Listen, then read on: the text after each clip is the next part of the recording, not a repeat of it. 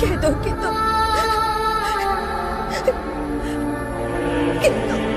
हमसे प्रेम करते हो। मेरी सांस, मेरा जीवन, मेरा प्रेम, मेरा सब कुछ तुम ही हो मैत्रा। महाराज को दिए हुए वचन की वजह से तुम्हें स्वीकार नहीं कर सका।